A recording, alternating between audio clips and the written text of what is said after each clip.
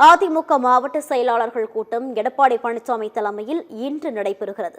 சட்டமன்ற தேர்தலுக்கு பிறகு அதிமுகவில் உட்கட்சி பூசல் வெடித்துள்ளது. தேர்தலில் வெற்றி பெற்று ஒரு தரப்பு எம்எல்ஏக்கள் C. V. Shanmugam, S. P. Velumani தலைமையில் தனியாக செயல்பட்டு சட்டப்பேரவையில் தாவேக அரசுக்கு ஆதரவாக வாக்களித்தனர். இதையடுத்து C. V. Shanmugam, S. P. Velumani உள்ளிட்ட முக்கிய நிர்வாகிகளின் பதவிகளை பறித்து எடப்பாடி பழனிசாமி உத்தரவிட்டார். மேலும் புதிய நிர்வாகிகளையும் நியமித்து அவர் உத்தரவிட்டார். இந்த பரபரப்பான சூழ்நிலையில் அதிமுக மாவட்ட செயலாளர்கள் கூட்டம் எடப்பாடி பழனிசாமி தலைமையில் இன்று நடைபெறுகிறது. இதில் உட்கட்சி பூசல் தொடர்பாக ஆலோசிக்கப்பட உள்ளது. மேலும் கட்சியில் உள்ள பெரும்பாலான பொதுக்குழு உறுப்பினர்களின் ஆதரவை பெறுவது குறித்தும் கூட்டத்தில் விவாதிக்கப்பட உள்ளதாக கூறப்படுகிறது. இன்றைய மாவட்ட செயலாளர்கள் கூட்டம் சென்னையில் உள்ள எடப்பாடி பழனிசாமி இல்லத்தில் நடைபெற உள்ளது.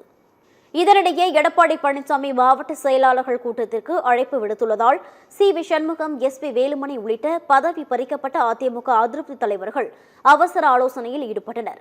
அடுத்த கட்ட நகர்வுகள் குறித்து முக்கிய ஆலோசனை நடத்தியவர்கள் கட்சியின் பொதுக்குழு உறுப்பினர்களின் ஆதரவை பெறும் நடவடிக்கையில் இறங்கியுள்ளதாக கூறப்படுகிறது.